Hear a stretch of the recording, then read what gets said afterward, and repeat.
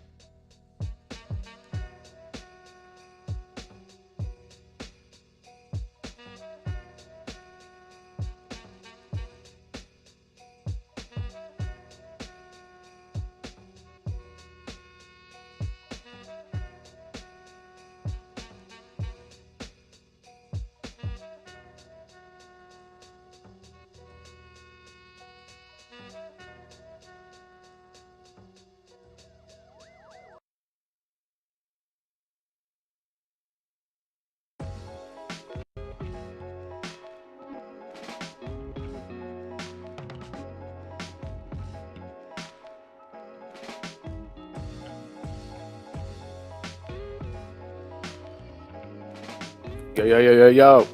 Thanks for tuning in. We're going to be live soon with Pasquale in this episode. Shout out to Threatnique for the background music. Absolute mastermind extraordinaire. Producer, DJ, creative. Really cool. We'll just keep it looping.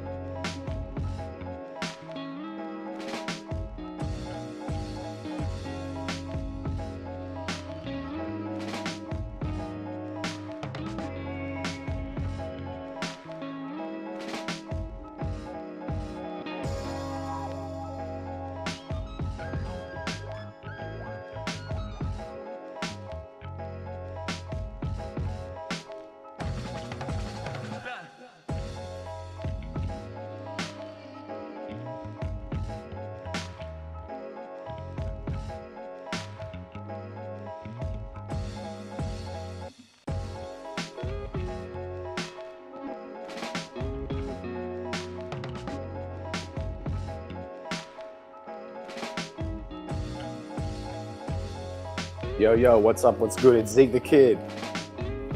Shout out to Threatnique for the instrumental on this. We're going to be recording in a minute. Cameras will be rolling. Right now I'm just waiting for Pasquale to join. Hope you enjoy the instrumental by Threatnique.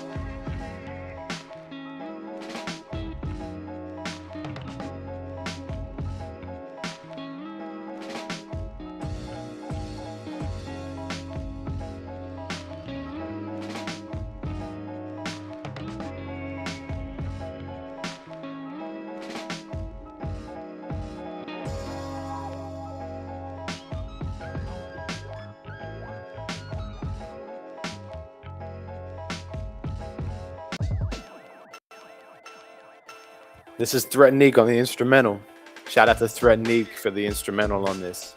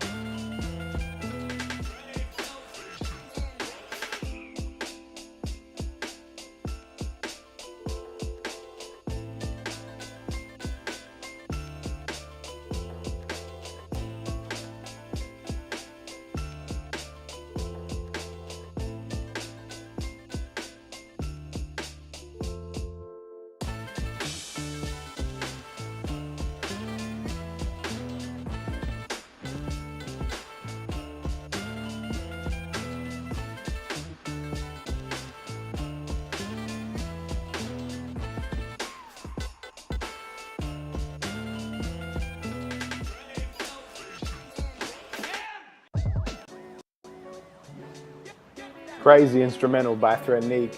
I'm playing another one. This is from his instrumental beat tape called Clippings. Thanks for tuning in. We're going to be live with Pasquale shortly.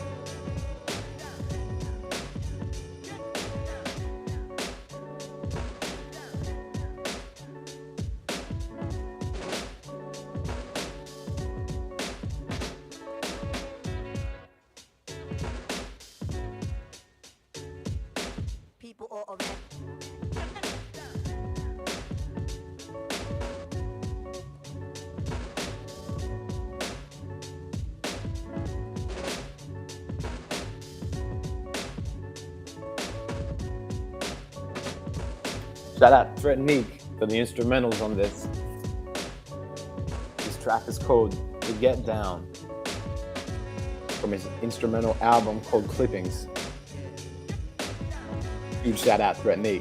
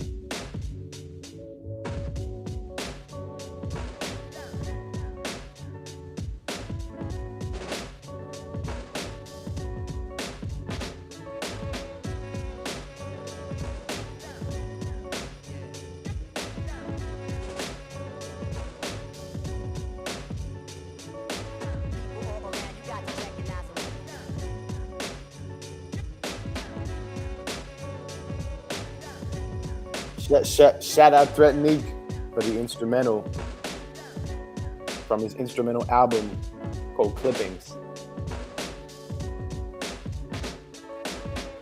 Shout out Threatnique for the instrumental. Crazy stuff.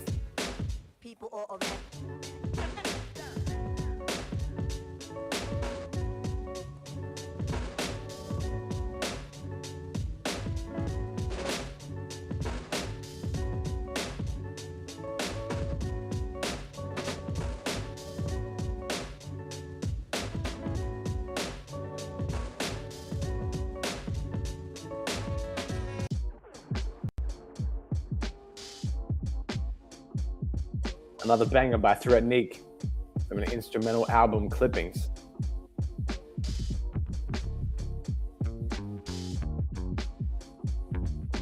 This track is titled Before I Leave, I'll Do 88. I'm not sure what that means. 88 beats per minute? 88 of the most sinful things you could think of? 88 shots?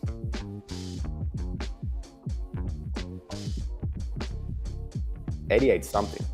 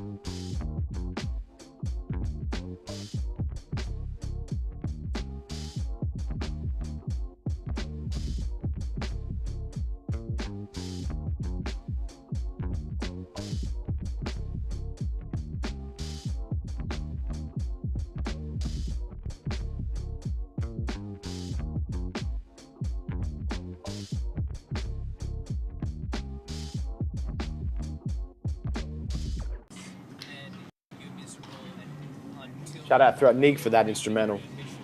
Right now playing, we got Do Ramada, Why Cuz. One of my favorite artists from Sydney.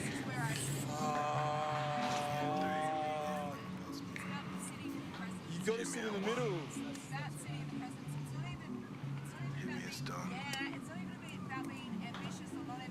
Yo. Hit me at 3, hit me On at there. past me. Hey, then if it's my G, hit me at 1, hit me with that blue list. Pasquale, you in the place to be right now. Hit me, it's done. Oh, No Bondi, no hey, sun. Hop on the you track, there? get gum. Serious funds. I was busy chasing drums. Am I coming through? This a bitch, white cuz. Hit me at How are we? Yeah, I see you. Good, bro. Are you playing this tunes? Yeah, we played some Yeah, nice. Threat Neek. Is this the grayscale playlist that you got? This one is, I've just been selecting off like just the laptop, like stuff that I had saved. This one's Do Ramada. Good. You've got to shoot me some and then I like play it, because I was just having like a bit of, I guess, a radio before we started streaming. Yeah, And beautiful. yeah, and then just like was playing some tracks. I was like, maybe before the stream, like before the guest joins in the future, I'll just like the first kind of half hour or so. And then do a bit of some DJ jams. stuff. Yeah. Because I miss doing the radio, like when I used to do it with Shah. What radio was that? That was on wait, not WKCR, 2 Are SER. we live right now? Yeah, we're live. Are we live right now? Oh, so Yeah, this is yeah. it. We started. Oh, We perfect. we Yeah, have keep going. started. We're in the pre game, you know. Yeah. We're in the 10 minutes of mandatory chit chat before business. Yeah. Mandatory. So I got this prep screen here where like if people if they kind of comment at all, we can come back to this screen, the lounge, and then check in with them. Perfect. But yeah, we live, bro. Join with Pasquale, the first official live that's actually gonna work. Because for people that aren't aware, Pasquale and I, let me flip to this screen. Pasquale and I have joined each other before. This is our third episode, Third. which to me is still good. Like I'll record one every weekend, but yeah, like we said, we got to document. Third time. Perfect, bro. And now we're on the new platform. Like shout out to Restream. Big shout out to them for like being the host right now. You can get this. We have this nice little subscribe QR code at the bottom. Like, if you want to subscribe, you can do it right there and then. And then let me hit that right quick. Click that, hit that button. Boom. What do we subscribe? Type my email to subscribe to you. I think I already get emails from you on Substack. Yeah, you might already be. Yeah. That's all right. Autofill, subscribe. That's Oach. Yeah, but yeah, this is us, bro. This is thank you for coming in again. And I got some newer things as well. I wrote some notes down actually. No, you're more than welcome, bro. It's always a pleasure coming in and chatting to you. You know, cooking it up. We've had some, as you said before, bro. This is really the third time. So this is us, bro. But third time's charm. That's what they always say. Third time's a charm, baby. And we don't have a young Jamie, you know. Joe Rogan, he's got young Jamie on his side, you know. If something goes wrong, he's like, young Jamie's got it. But here it's Zeek, it's double Zeek, and the Zeek minion out the back. I got him working there overtime, the Chinaman. The mini-me. Hey, shut up back there. He's back there sometimes. He tries to break out and escape, but I just you hear any banging? Yeah, he's like, he said he's gonna rise up. Huh? Yeah. Either the nonno next door bashing down the cotelettes or no, thankfully no, but I hear him when they get up and it's like, it's him because it's like he's got the walking stick. You're hearing 3 steps instead of 2, you know. Well, I'm hoping it's a walking stick or else it's something else that's real big. He's rocking. You actually had the craziest dish of pasta, bro. How was you made that yourself? Oh yeah. So my dad loves seafood pasta, right? So he loves like on the fishmonger, like every time he's like sort of up at Maroubra Junction, I'm in Mhm. Maroubra for all those of you wondering. Yep. He goes up the fish market and he picks out some, fresh seafood, whatnot. And he comes back and he's like, "Oh, I'm making a pasta, so bit of linguine, like cook it Pasta down, bit linguine. of sauce, bit of homemade passata, Mm, white wine deglaze, some garlic, yeah. some shallot. Yeah, we Crazy. eating The good. white wine deglaze. That's the sophisticated part that people don't. Yeah. Bro, that's only the rustic. That's the rustic, quick sort of, we just go fishmonger, buy some Yeah. fresh seafood. I forgot the frozen stock, bro, that I made from like Christmas. I had all the Oh, leftover ones, bro, and I like made it into a stock. So that's when I'm like getting a real bougie. I have prawn stock? yeah, bro, seafood stock with the prawn shells and the lobster shells. Yeah. So make like a stock and then like cook that Mm. down in some garlic, some onions, cook that down. That's kind of like a Yeah, chowder. really nice. Let it simmer for like an hour, and then cook up the pasta, toss it Yeah. through. Damn. Unreal. Damn, that's Bit of crazy. cream, bro. Bit of Yeah. cream. Some cooking Yeah. cream. Yeah. Yeah. You're a big fan of seafood. Like, I feel like that's, When I get really bougie, this was just like the quick, yeah. bit of parsley, bit of garlic, This is the Italian on the over the run. seafood. That was the Italian on The the quick run. Yeah, on the run. This is a 10-minute, rustic joint, Yeah. bro. Yeah. Yeah. Yeah. The village joint. You have eating. You're in Italy yourself. I'm here in You're in the your homeland motherland, bro. in eating. So, You need my but though. I mean, But you do love a panini.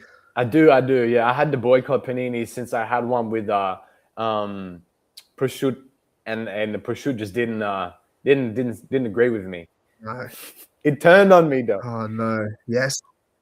Oh no, Yeah, bro. Not you can't be prosciutto. getting the paninis at the end of the day. That's the thing. Like at the Paninoteca, like if you're Yeah. getting like the ones at the end of the day, they've been sitting there like for a while, and I mean it's a risk. Like you might get a discount, Yeah. but you're risking it all. You're putting it all on the line for that Yeah. panini, and I just can't. All on the line, Yeah. bro. So No, that's the worst. So now you're off of yeah, I'm kind of like, oh, I gotta. Yeah, I'll sort of enjoy where I do, but I go to this food spot. It's like local. A lot of people like don't really know about it, but you just line up in the morning, and then like you like a full bag. They give you like all kinds of stuff. Yesterday I got some cheeses, like fresh cheese, like mozzarella and different things like that. I mean, a lot of the time there's some fruits. fromage. Yeah. You always get something crazy. Yeah. So I mean, it's kind of good to go there because you get a mix, and then whatever's seasonally kind of in the Yeah. mix, like fruits. What fruits in season I at the guess moment? like I feel like it's bananas and kiwis. Funnily enough, they got a Oh, lot of nice. like my fridge is full of. If you open the fridge, it's like the opposite of Kanye's fridge, with nothing in it. It's just full of kiwis. Like all this fucking kiwi fruit's full of. But kiwi fruit's good Yeah, actually. good Like fruit. a lot of people don't know, but you can eat a kiwi fruit before bed and it increases melatonin. There's a little fun fact since we True. last spoke right there. Yeah, bro. I actually got these high chews, bro. Kiwi flavor. Oh, the kiwi go hard. high chew. That's fucking crazy. Yeah, bro. You get these when you go on cinema or something, Yeah. bro. You just like weigh like a couple packets. Wait, of are they those. actually THC? No. No. Okay. I was like, These are just like I don't know. These are like Japanese. You can buy them at like Japanese sort Yeah. of stores. Hi. Even convenience stores, a lot of them sell them Yeah, now. shout out to High Chew if Yeah. you guys have been to Japan. True. No, what was I going to say, bro? They got artichokes at the moment. They actually, Artichokes, though, yeah, they go. they actually did. I actually made, what did I make with the artichoke? I've been just like roasting them, and it's the best, bro. The stem, when you Yeah, roast the artichoke, is crazy. It like totally changes. Is it? Yeah, like, it turns into this like The real cut- nice, like it has so much flavor. True. You got to show me when It's to crazy. back. Yeah. Crazy vegetable. There's some random like It's you wouldn't see that in the wild. You would never guess it's a cut. vegetable. No, it's Like- crazy. Hey, do you have to peel all the leaves back, and you got to take the inside? Do you like dunk it? You got to rinse it in like lemon water or something? You can So it rinse doesn't it in go lemon water. Like I tried it the first time, and then the second time I tried it without lemon water. I didn't really see a difference. Yeah.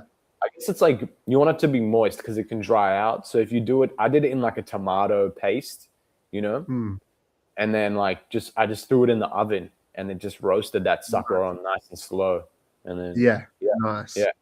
So it was good. It was good. I mean, eggplants they got here, which is real nice as well. Like I really like Yeah. the eggplants that they got in Italy. Melons on.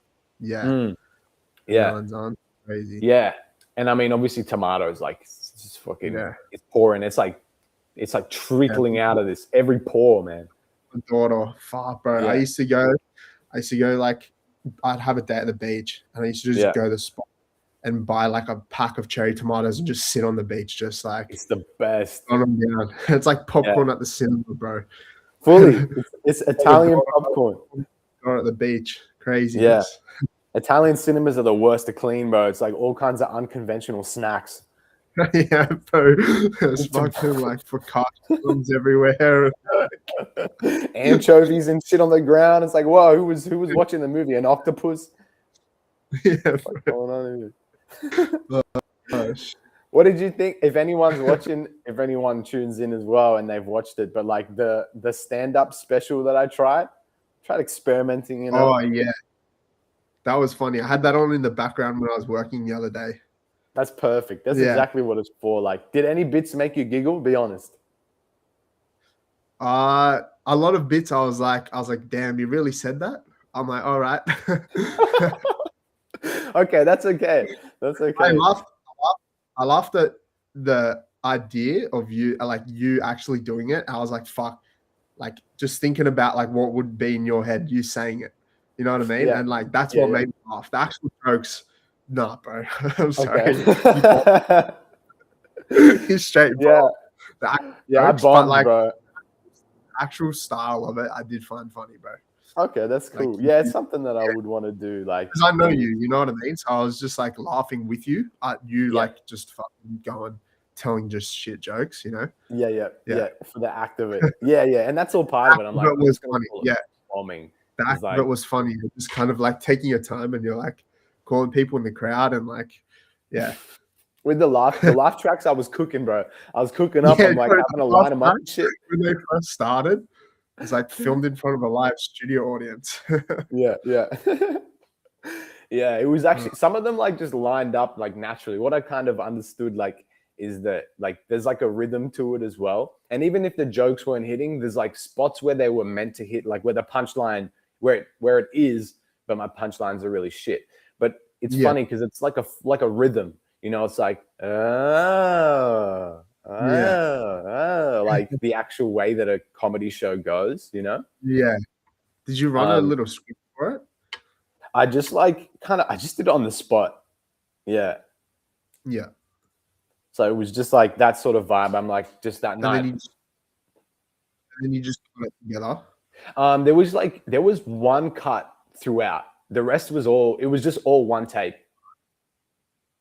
Oh, okay, yeah, mad. That's why it was just kind of a challenge. I was like, I just want to kind of just push myself to do it. And then I really want to do it like in front of people. I want to bomb like in front of like just people, bro. Because I mean, I've already bombed before when I had to try and do the cover of Mos Def like for one of my first few performances. And I tried doing I think I'm pretty sure it was Black on Both Sides. Mos Def. Yeah. It only has one N-word in it. So I would skip it. But like but anyone that knows that track, I'm surprised I didn't get like booed off stage. Everyone just let me have my piece. I did that, and then I hit the cover of it was Untitled by Kendrick from that album. I think it was like track 14. This was like a friend of mine. I don't know if you met Janavi. No, I don't think so. Okay. She was like, she was performing a lot more. And then she invited me to like not open. She invited me to. I was the closing act, kind of. Right. But what is she doing? She's like Erykah Badu style kind of vibe, like real soulful R&B vibe. She doesn't really perform anymore. Like shout out to Janab, she's got a kid, which is really cool. But during that time, we were kind of living in the same house. I was living in this fucking crazy studio with like there was 4 of us in there. And what was that? There was this in Stanmore. I was living in a studio, like an art studio. True. and it was basically an old office, like a building where like office workers would be, like all cubicles and shit. But imagine it like totally cleared out, and it was just like the office set up with like the landlines ready and a kitchen, shower and stuff.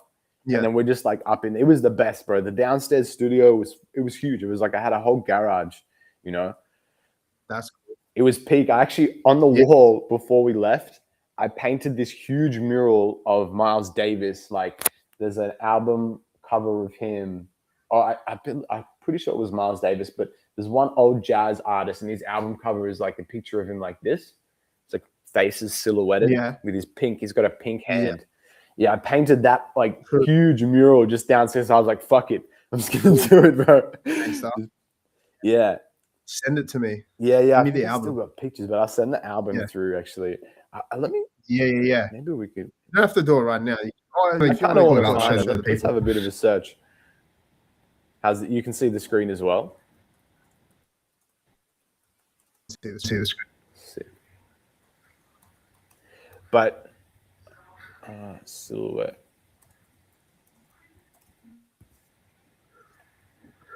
It was definitely like one of these vibes. But now I'm like, I don't know. At this time, like a lot of the, like it wasn't this, which is why I'm thinking that it wasn't him actually. Maybe it was like Fela Kuti actually. I'm gonna modify right now. Going to follow. Not Fela Kuti. The last thing I'm also getting a bit of feedback because you're doing the chef thing. Oh yeah, it might be because of this. Feedback. That true. Yeah, I can't exactly recall, but either way, it was cool to kind of have that. That's. And at that time that would have been a mad spot, because then I remember you were near the hospital RPA. Was it Chippendale? We were in Stanmore. You know the McDonald's? You're opposite on Parramatta Road. Yeah, McDonald's. Yeah, Stanmore. Okay, yeah. We're opposite. You're opposite the Oportos. Not the Oportos. Oh, okay, yeah. Yeah. Wait, which place was I living in when I was opposite the Oportos, actually? Marrickville. Marrickville Oportos? No, not Marrickville. I can't remember. But no, it was near RPA hospital. Okay. Yeah. I guess so. Maybe I had never picked that as like a point of reference, but we were like... Maybe you were staying with someone. You had heaps of art. I come to pick up some art for you. Oh, yeah. Oh, yeah. The Wu-Tang... Where was it? Oh, this was still on Stanmore, on Parramatta Road, but this was in like the New York style pad, right? Yeah, that was cool. Yeah, I was staying with Michael. Yeah, that was dope. Yeah, that was different. That was peak, bro. That was a peak spot. Like on the wave of my progression, that was a real beautiful spot, bro. Yeah, staying there was cool in some ways and then bad in others, but for the most part, it was really cool. Yeah. I mean, that was the spot where I found this person who had dumped that like $1,000 Xbox, just like, True. Which to this day, bro, I'm like, I maybe should have kept it. Like, I'll show what did you do with it? What Xbox was? I'll show it. You'll lose your mind. It was this joint, bro. That's cold, bro. The Halo 2, bro. Yeah, we had the box and the box. This was the box. It was I lost my mind, bro. I was like, I cannot believe. That's the OG. Yeah. The OG one. I found it downstairs, and then I started finding like all this shit. Like someone's wife, or someone died, and his wife just like left all of his shit. Like I was finding. What I found, that wasn't even it, bro. I found like the Star Wars edition Xbox 360, the R2D2 one. Crazy.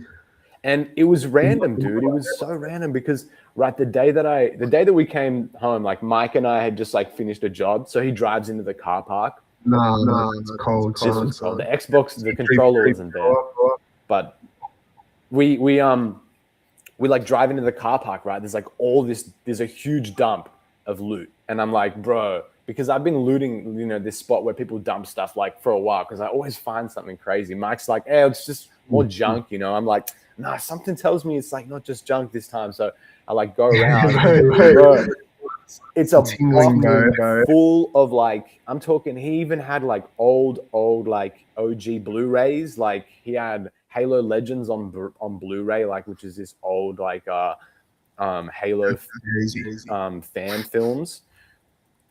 But then he had, I saw in this Xbox there, and I was like, holy shit, like this is worth a lot of money. Like this is like a fucking grail for people. Yeah. And I remember like just taking all this shit, bring it all upstairs, bro. The lounge there, if you remember the lounge room area, it was full of just loot. Yeah. Like I had just like fucking just finished the dungeon and just had all these rewards, bro. And so, but it helped me because like at the time I just wasn't finding work as well. So like, it was like, I just needed something to like just get the rent. Yeah. Like I sold the Xbox for $1,000 and every week I was just like selling stuff. Cause he was like a gamer who collects limited edition games. So, with the limited edition pre-orders, you get all like the limited box art and like boxes and shit, toys, like, all this stuff, bro. All this stuff. And I got annoyed because like I went back the next couple of days, like it kept getting more and more. And then one of my friends who lives in the complex, she's like, you missed it. Like he had a bunch of old PlayStations that like, were down there. I was like, damn, bro. Like there was another loot drop. Why were they just dumping that stuff? I never, the weirdest thing, bro, is like this part was actually weird. So I'm going through this stuff that night. I bring it all upstairs and I find like containers of like, he had also personal items.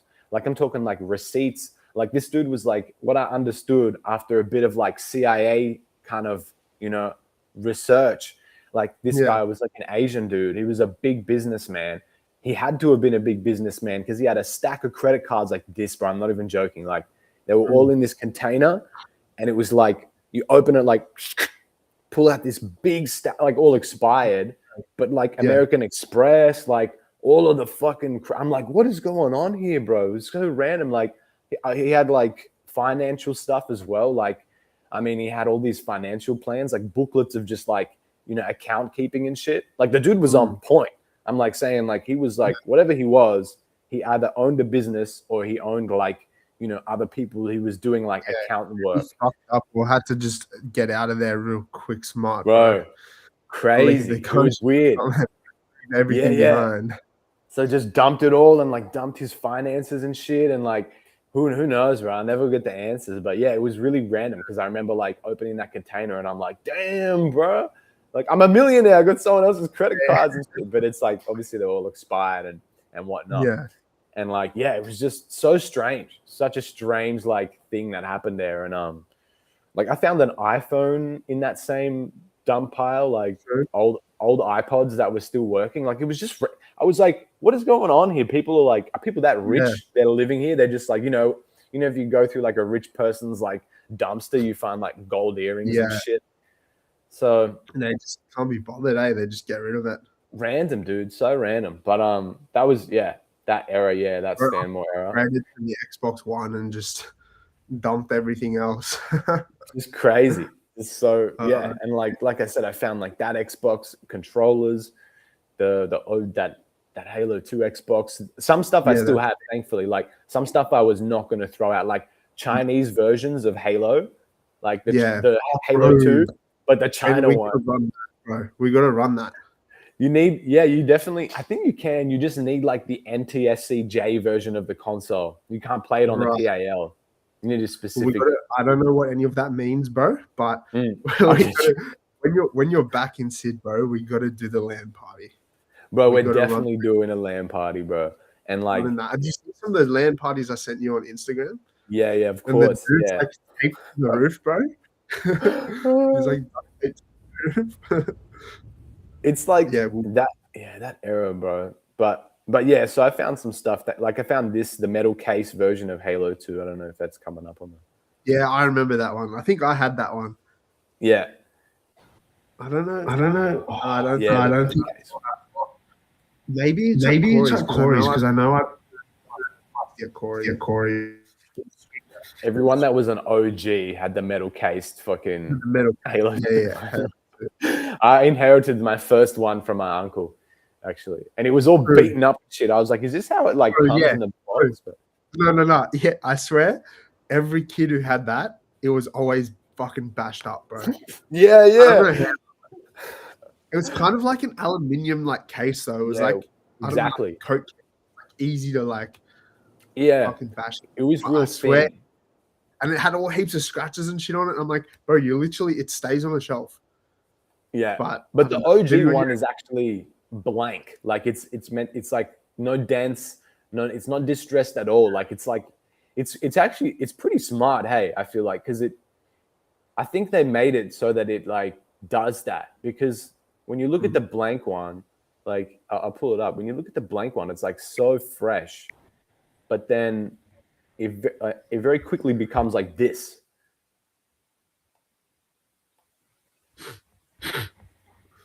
There we go. Yeah, like that's obviously what it looks like after it's a bit distressed. Maybe it comes distressed by maybe that. No, See that little hot dent, bro? Which is that? There's like a dent. There's like a dent. The dent there. Yeah, is that common? Yeah, is that common in all of them? No, it can't be, because the one I have is blank. The one that I have, it's like not got a single scratch, because it actually had like when you got it. Yeah. Some of them are actually weathered. Yeah. This was the Chinese English version. Crazy. It's the Chinese Halo text. I'm like, yo, get that as a tattoo, bro. Yeah, and it had all the manuals and stuff as well. It was really cool, bro. All I've wanted to do, bro, I'm just trying to find like a freaking controller here, like in Milan, so I can play fucking and stream it like Star Wars: The Complete Saga. I feel like how a crack fiend feels, dude. I'm like, is this how crackheads feel? Did you have a live stream like somehow where we can both play? We could. I mean, with that one, I don't think you can play online. With the one on the PC is the one thing. So that's the one thing I need to figure out, like, because it's kind of the way it's installed in that. But there's a way that we could play something online. Like, even if I don't have to be in the camera, you could play, but I could just be on with you. We could still like hit the stream and then just like chop it up. Yeah, like we could just play online, and like we can talk, even though if I'm not coming through to the screen. Oh yeah, to the stream. Yeah, we could do that. We could also just like have you jump on like the actual stream, like fuck it. It'd be fun anyway.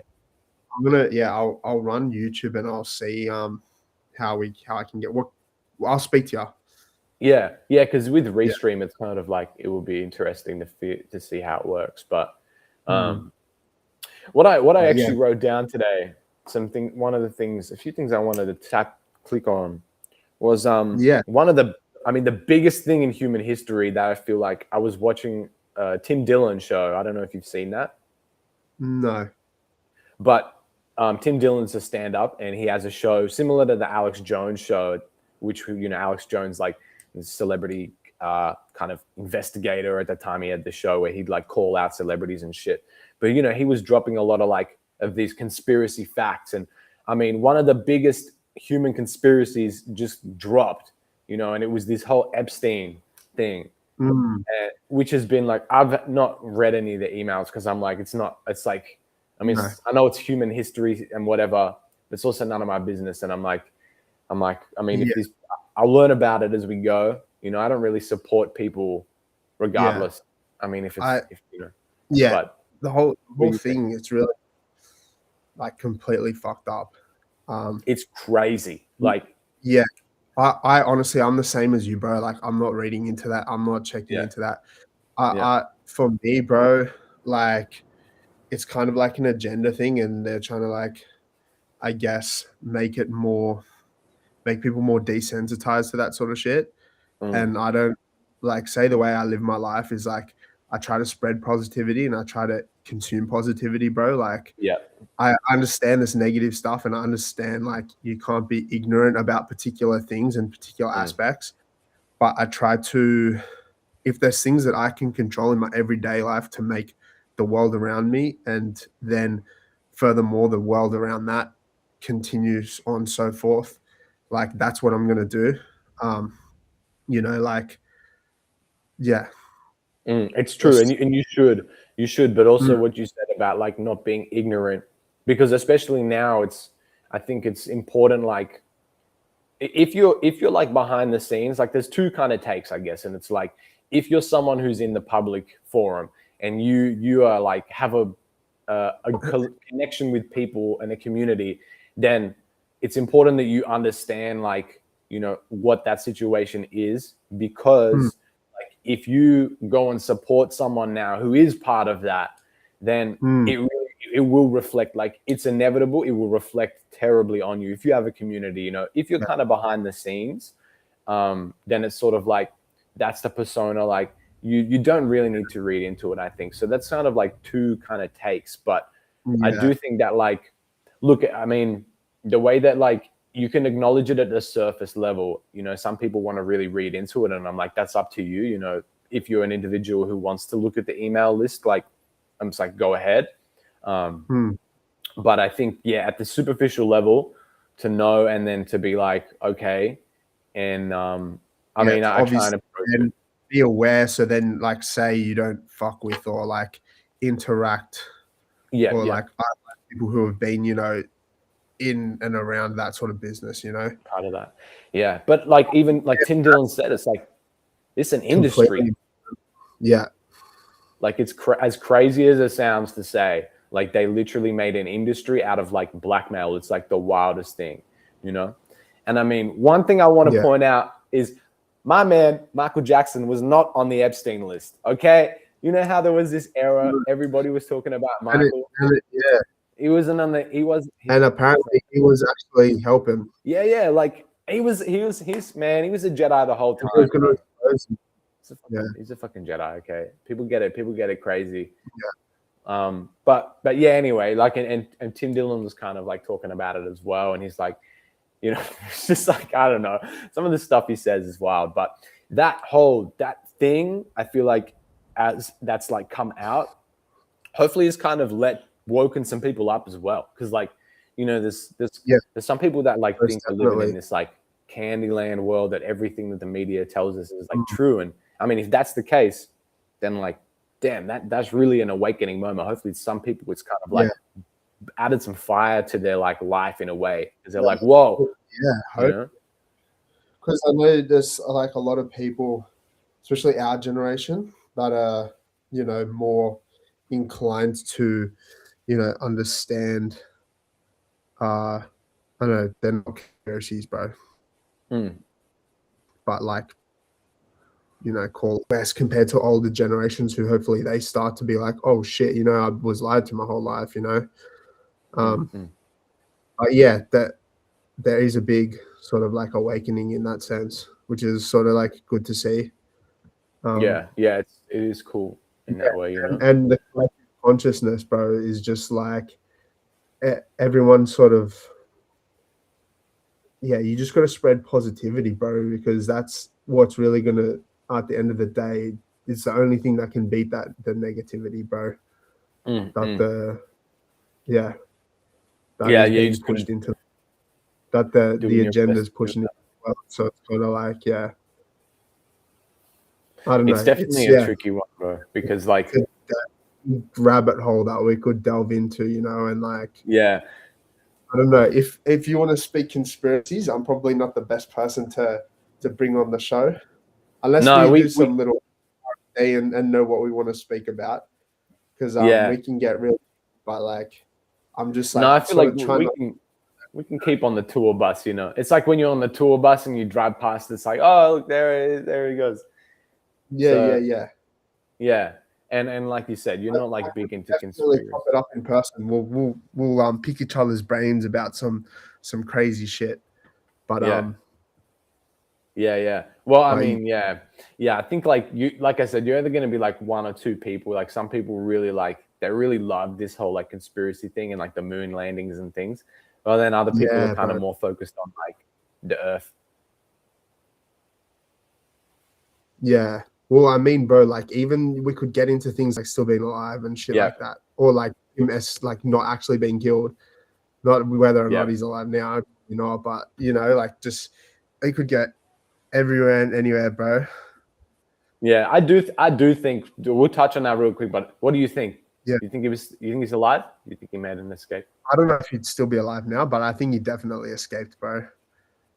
Yeah, I was like he was too like conniving. A lot of those high-ranking Germans and shit, bro. If they weren't recruited, like all the scientists and shit, if they weren't recruited to go work for America or like Russia or anyone as scientists, bro, then they definitely, you know, had the money and power to escape. They go live in South America somewhere. That's crazy. Imagine that, like you committed criminal atrocities, and then you just kind of get to like escape to South Africa and like live it up, sip mimosas on the beach. Yeah, it's hard, bro. The world is like evil people win. A lot of the time, like good always prevails, but I feel like the win for evil in the world is like very, very sharp and peaked. You know, like it doesn't last long, but I mean, it just like it does happen. So it's one of those things. But I mean, like it's nothing crazy. People like us that want to like do things that are positive. It's just like you just acknowledge it and keep moving forward. Like you just use that as fuel. You know? Yeah. No, of course. Because then, like, the more that we hone in about it and stuff, it's like we're just, you know, spreading that negativity. Yeah, and it just like adds to your energy. Like, it just honestly, when you delve into that shit, bro, it personally for me, bro, it makes me fucking mad. You know, you like hear and read about all this fucked up shit. You're like, pardon my French. True. You're just like, this is fucked. It just makes me like the worst. Yeah, it's hard as so, well. So like I'm ignorant towards it, but like for me, bro, it's like I'm not gonna add to, you know, spreading negativity. And yeah.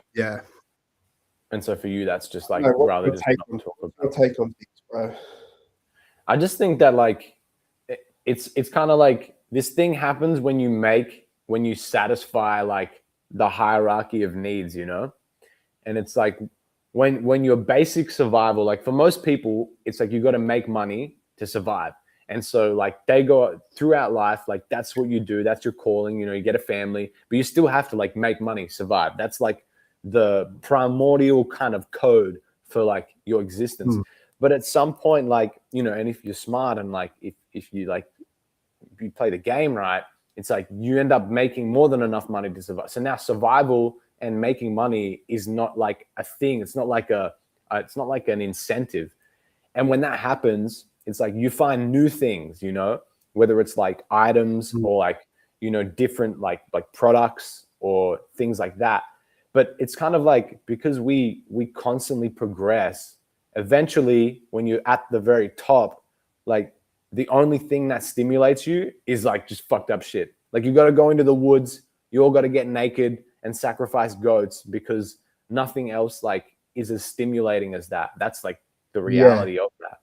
And so, you know, that there's like a group of people that have figured out some kind of way, like by playing the game and by constructing the game, I guess, to be at the top. And then like at the top, they just kind of turn into kids. Like what would fucked up evil kids do, right? If they had if they ruled the entire world, That's it really, because like we just kids. It's like once you because you have to make money, that's what makes you an adult, like the idea that you have to make money. But if we didn't have to make money, we'd just all be kids, you know, everyone would just be like playing around and shit. So, you know, it's like I think people forget or don't realize that like the people at the top are just like really big kids that have still like expectations, thankfully, you know, and the ones that lose the plot completely, like there's no expectation, you know, they'll start doing whatever they want, like making beef jerky out of kids. So, dude, it's like, it's horrendous, you know? So, you know, it's part of what's like amazing about humans, because like it makes creatives who they are, like Jim Carrey, you know, but it's also like, you know, it's the evil. It can be like the absolute most evil. So that's just part of the ride, bro. It's like, just, you know, it's like 100%, bro. And then I guess like everything's spiritual too. So it's like, if what you live your life the way you want to live it, and then hopefully at the end of the day you can be proud of yourself, you know. You'd hope like, so. Yeah. Are you like spiritual? I don't think I've ever asked that. Yeah, a little bit. Yeah, pretty spiritual, to be honest. Okay. Yeah. Yeah. You used to go to, do you go to church with the fam, or you visit church? No, I don't go to church. Yeah, I mean, you don't have to go to church, but when I was younger, I used to with my nonna, like when me she too. was around. Yeah. Spiritual in terms of just like more the universe, and like that sort of side of things. Like frequency kind of. Do you believe that there's like a, say, most of the stories of like, say, God, or is it more of like a, you believe the teachings and the morals? Yeah, definitely like the morals. Like, but then when you think about things like some of those stories, right? They're probably like, they would have had to originate somewhere, right? But then whether they've just been like amplified, you know? So like, for example, like what Noah's Ark, where he takes all those animals and like saves them from the flood, like every two animals of every kind on earth, like that's a bit like over the top. But like when you think about, say, the idea of a massive flood taking over the earth, right? Think about like there's giant floods that happen like every year in Australia. You know what I mean? Like think about something similar to that, where an entire region is just absolutely swamped, and some dude's made a giant boat and he saved a bunch of people and a bunch of animals, and then they've written this heroic story about him. You know what I mean? Yeah. Like, I feel like that is the case as well, because like humans love, like we since the dawn of time, we've loved like cinema, right? Theater. Yeah. We painted things on cave walls that maybe didn't look like, you know, real animals, but it's like, you know, a bunch of stick humans with things and then a huge wildebeest, right? But it's like the wildebeest really like fucking 10 times a human. Exactly. As such. So actually, I think, I guess like, maybe I haven't linked it like that before, but I feel like that's really relevant. And then like things such as like parables and stuff, bro. Like I think like lessons from that. Most definitely. Whether it's, you know, from any religion, any sort of story, you know, like I think they give you a good sense of like curiosity, but also like how to sort of like live your life, you know. Yeah, it's the curiosity. I think that's genius. Yeah. What about yourself? The way that, well, I think I've always been like curious, you know, and I've never like put it out of my mind, because weird things have always like happened, you know, in my life. So it's like, and just too weird for me to think that, you know, it's complete like just an account of randomness, you know. It's like serendipitous, the way that like things kind of paved out, you know, in the bad and the good, you know. Like something bad happens to you, but then it's like you don't look at it like that, because without, then like 6 months later something good will happen, you realize, oh shit, if that bad thing didn't happen back then like I wouldn't be in this position now, you know. So it's like you never know what's gonna like open from those situations. And in terms of that, like one, you gotta stay positive, and you got to be like, oh shit, like, oh fuck, like this happened, but like what does that lead to? Like, don't let it. There's always a bounce back. It's like physics, right? Every action has an opposite or equal reaction. So it's like, you know, so every little like drop in the pond creates a ripple. I was talking about this in like I had a shout out to Dennis Rock's podcast, but join their stream, and they were talking about this like the ripple effect, you know. And then, because then what were we talking about last time, where it's like you want to be here, right? And Mm. this is where you are.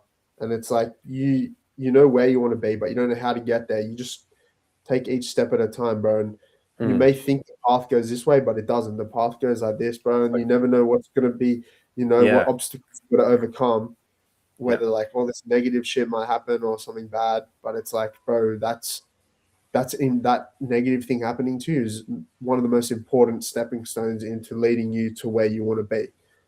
So it's just like failure is the only way that you learn, right? I mean, like, it's definitely it's the hardest way, but also realistically speaking, like you have to fail the math test to be better at the math test. Otherwise you pass, And you're like, oh shit, like, I need to scrub up on this. I don't know my pi. Oh my damn, bro, I forgot what 12 times 12 is, man. 144. Got that shit. Wait, is that got that shit on lock? I hope so.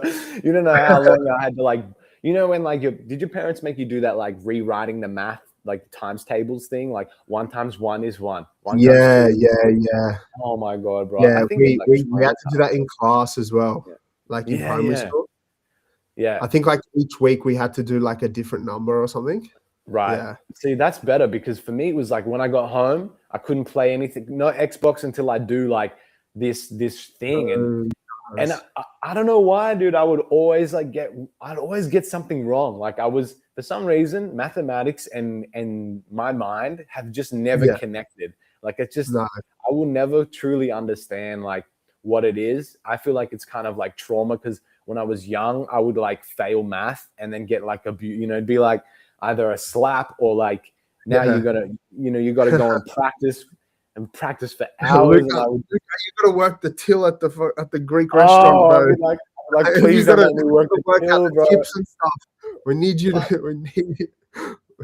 to know mathematics, bro. I'd be like, please don't make me work the till. I can't calculate change, man.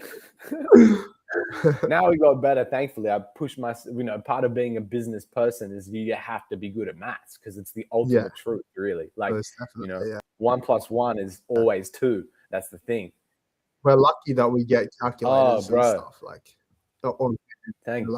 Thank the Lord. So it's like utilizing the gadgets that we have. And what I kind of started to understand is that like math is just like pattern. It's like really the number denotes part of like what the pattern is. I had to try and understand it and articulate it in my own way. It's like 1 + 1 is 2 because of the way that pattern works of number, and the sign that we attach. So, which sounds almost more complex than just the regular sort of thing. Yeah, I think you got to like a little touch of autism bro. Or something, bro. It's something, this has to be the pattern, it's bro. something crazy. So I just had to try and understand it like that. SpongeBob wasn't teaching me enough mathematics when I was watching it as a kid. Bro. What can I say? You're just teaching you the fight. What is it? The campfire song, bro. The magic conch shell. But that shit's just like in your brain. The campfire song. I can't even wait. What is the camp? I know this. brain. CAMPFIRESONG Oh song. my god. Okay. Oh no, the one I got stuck in my head. It's like F is for friends who do stuff together. U is for you. U is for you. Sample that and then put like some heavy 808s over that. Yeah. Make that into a crazy track. Yeah. I used to watch a lot of watch Kanye stumble across this podcast and do that, bro. You see his show in New Mexico? No, I didn't. It's good. I saw really a couple snippets, but yeah. I didn't watch the whole thing. Like there's some guy who, bless him, bro, he uploaded the whole thing on YouTube, which is great. But so I watched a lot of it I did one of the episodes and I was watching it, but it was cool, man. Like, he brought his daughter up on stage. The song that he started with, I feel like was really him, saying like, I'm back, in a big way. Just that he's back, I'm not expecting him to do anything like super crazy, but just the fact that he had this performance, I think it shows a lot because he hadn't you know, hadn't really like kicked a performance like this, like a concert in a while, Yeah. you know? So I'm pretty sure, bro. Was it the stage was like some big round circle in the middle, yeah, it was like a moon. It's crazy crazy. dome thing? Like, Wild. yeah, And it had like yeah, LEDs, the lights that would come down and like create a sphere circle around yeah, the stage, like a force field. no, yeah. He's always nuts, bro. So Sick. you can never I'll expect. check it out. Yeah. Yeah, It's just cool to see that and like what he's wearing, you know, his vibe, like his kind of his stage presence, which someone showed a video and it was like him signing a flag, but the way he's moving is just hilarious. You know, it's like he's such a character, I feel like. He's always got something yeah, funky going on. You know, just the way that Kanye moves is just the best. So yeah. but yeah, so like anyway, back on like that other side of things. Yeah, the way that maths kind of scared Well, me, I guess. We'll talk about yeah, before maths, I guess. But one thing I yeah, was looking into recently was like the Meisner technique. what's that? Which the Meisner, so Sanford Meisner, let me get it up again. It's basically like an acting technique. And I really was starting to look into it like a few years back because of like the way that it's sort of like philosophical as well. But basically it's like Right. the core philosophy. So I'm reading it here from what Gemini is kind of relaying, but it's like living in the moment. So the technique, it focuses on getting out of your head, and instead of pre-planning, you know, instead of thinking about how this needs to happen or like what I'm going to have to do, instead of pre-planning, you react genuinely to the performance, like to your scene partner in an act, but reacting genuinely to the situation. So active listening, basically it emphasizes the act of listening and responding rather than waiting for a cue to say a line, which would be like waiting, oh, like this is my cue, now I know what to say, you know, instead of like just being a listener. And then the third key point, it was like the external focus. So unlike method acting, like which relies on recalling, you know, your personal memories, like thinking, you know, more, the Meisner technique just focuses on like imagination, you know, like immediate things that are in the immediate source of stimuli in the scene, for example. Like, and now this is like, you know, this is acting, but it really just applies to life, bro, because, you know, Yeah, I was about halfway through you explaining that. I was like, I forgot you were even talking about acting, bro. Like acting technique. Yeah. And it's really that, like, Yeah. you know, because I was, you know, thinking about like, especially when you're creative, you know, if you're thinking all the time about like, what am I doing? Like, what does this sound like? It's like, it takes you out of that moment, you know, especially in a Most performance. definitely, Like, bro. you can't afford to do And that. yeah. And when you do that, bro, it's sort of like you miss out on things if you're always like thinking about what's ahead. You're like, say for example, all of us are rushing during the day doing work, whatever you got to do, right? Bro, everyone loves coffee.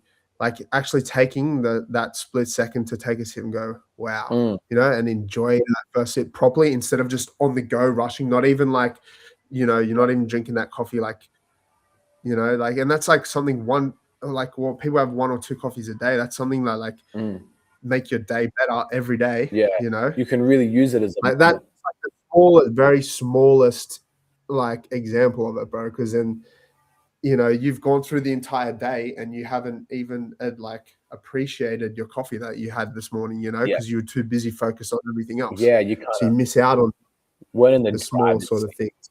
you know. Yeah. And I was so sick of like having moments where like, you know, because I would do it because I just feel like I was so focused, and you always are as a creative. You know, you're thinking about like, oh, you know, the next moment, or like, what is this going to be for? You know, like I'm creating something now that's going to be for the future, but you have to you have to train your mind to be able to think like, okay, yes, this is for the future. Now let me get in the driver's seat and drive, you know, and fucking push the buttons, and you know, because you miss like just connection. You know, I'd be like at an event or something like that, and I'd be like talking with people but not listening. So I Yeah, got sick of because that. you're too focused on like, yeah, especially like say if it's a show that you've been Yeah. curated, like you've curated, you're organizing yourself, bro, and Mm. you're like thinking, oh, I've got to do this and that, Yeah. and like, yeah, It's like you know, and that just comes with like time and you know, preparation and whatnot. But you know, I was like, when you're in front of a stage and in front of an audience, like, yeah, your job is to perform, but part of what the performance is like you need to connect. And I mean, yeah, yeah, if you're thinking about like, oh, what's my next line, or like what's the next song coming up, is it going to be good? It's like you're not thinking about like what you're doing, you know. And I feel like a lot of true. artists like suffer from that, you know. And it's sort of, you Mm, know, don't connect with the audience, or you know, they're focusing on, you know, what they maybe have planned because they're not like prepared. So, you know, yeah, but yeah. I guess that's hard in one aspect because they're trying to like put on the best performance as they can. So it's like, yeah, so them locked into like, well, how would it be? It would be like them locked into what they got to do in that moment. And then once that's over, then they can look back on it, you know what I mean? mm, And sort of appreciate it that way. yeah, it is But yeah, I get it. difficult. Like, for you, bro, like if you're trying to have a conversation at like a fashion show and you're like talking to someone, it's like, yeah, yeah, but you got to get the models ready, bro. You know what I Yeah, mean? Like, yeah. so There is a constraint. Sometimes life just, like, yeah, you know. mm, So, but yeah, like, you know, and that was kind of it. I read here, it says like core principles: the pinch and the ouch, which says you do not do anything unless the other person makes you do it. So the point is that your reaction is like in proportion to the action of another person. So that's kind of more yeah, like, you know, and then yeah, another core principle is like don't do anything until something happens. So you're kind of like riding out a moment with someone, you know. You're almost like you're both in it. And I'm like, yeah, that's also what like a creative conversation is. It's, I think, you know, you're trusting in the other person that they're going to ride with you, because you don't know where right, it's like you, unless you have if you have a decision prior to be like, I'm going to try and direct the conversation in this way. Fair enough if you're like directing the conversation, but part of what it is like, mm, you know, you're riding, you're both on this journey, you know, yeah. no destination. But then like that, yeah, but then like say for example, if you mention something, Mm, right? And then I go, "Oh shit, I've got something to say into response to yeah, that." But then you're still talking for a bit more. So then I'm like tapped in, like thinking, "Oh, bro, when he's finished with this, and yeah. I like know what I'm gonna say, like speak about something True. else." That's also part of the challenge, is like Yeah, almost to not like, it's like, it's still, I guess you can reserve that also.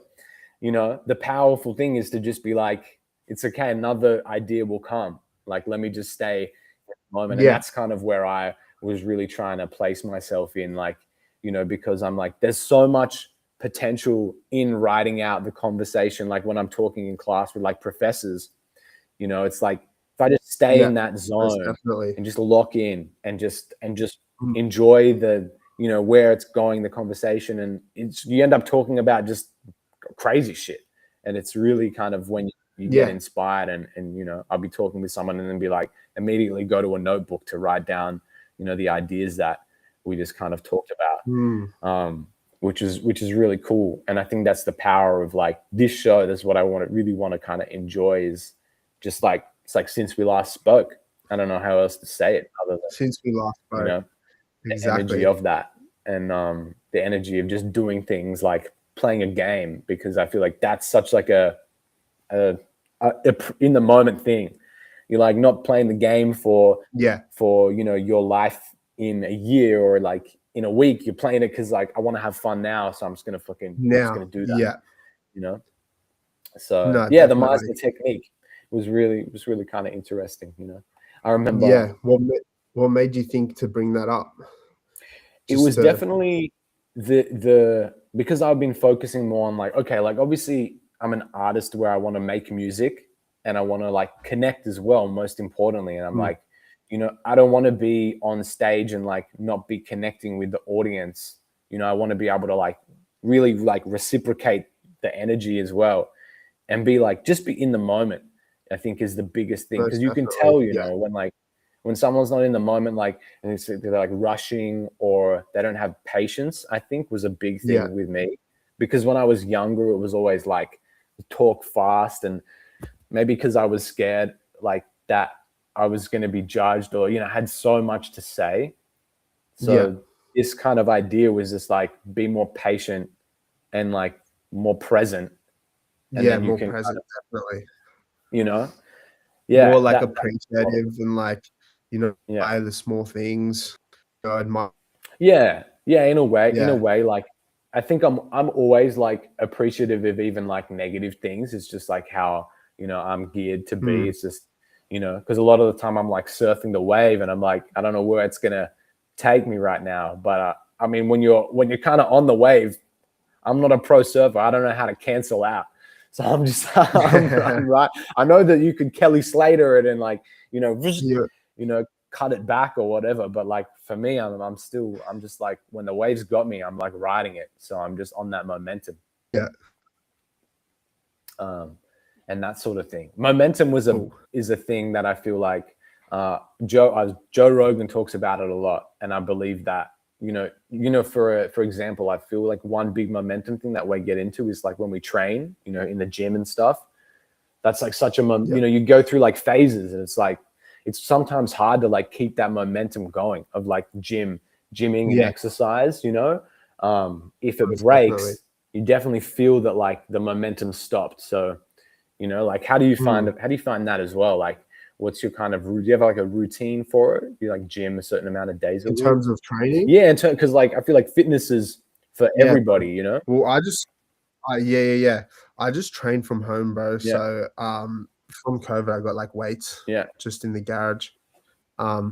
So I will like be working, and then like I usually work from in the afternoons. I'll be out and about at work during the day in the morning, but then in the afternoon I'll be back doing like writing up reports and stuff. So I'll be sort of like incorporating some sort of training into that. Try to get like 3-4 days a week. Yeah. Just depends, bro, because some days I'm busy with work.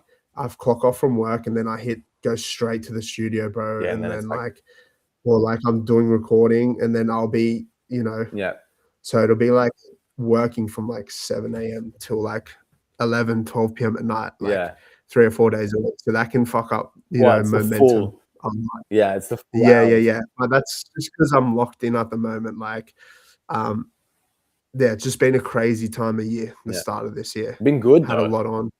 MixBreed. But, usually when I'm locked in, bro, it'll be like 3 or 4 times a week training, and then eating, bro. Like I try to meal prep every Sunday.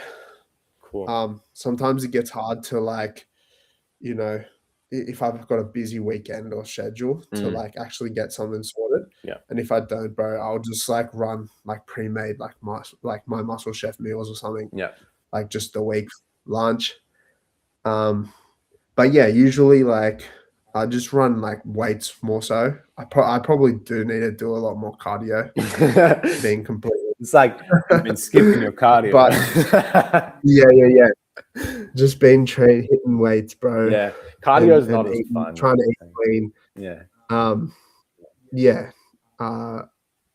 MixBreed 5K, bro. It gets hard, bro, with when you're locked in. Like when I'm locked in, like with music, and you know, in like doing studio sessions, like putting on like events with MixBreed. Like it gets hard, but we get enough days in of movement, or try to anyway. It is a full commitment. Yeah, those types of things. I'll go through like phases. Like I'll be consistent for like 3 to 6 months. You know, like in regular, and I'll be like, like sweet. But then like there'll be a couple months where there'll be something on. Yeah, you know, like I've got a wedding. My best mate's getting married. Yeah. Start of March. So I've been organizing like the box. I've got a road trip down to Melbourne. We just had a MixBreed event which I was helping the boys organize, which we sold out. Yeah. That was a mad. You got the merch For real? sorted for us. That merch was crazy. Yeah. Yeah. It's crazy. So that was dope. Actually, we got the stickers in, bro. Yeah. Show the fans The the stickers right now. cars. Fire. Yeah, son. Little MixBreed slaps. Crazy. Perfect. Yeah. Yeah, the slaps, bro.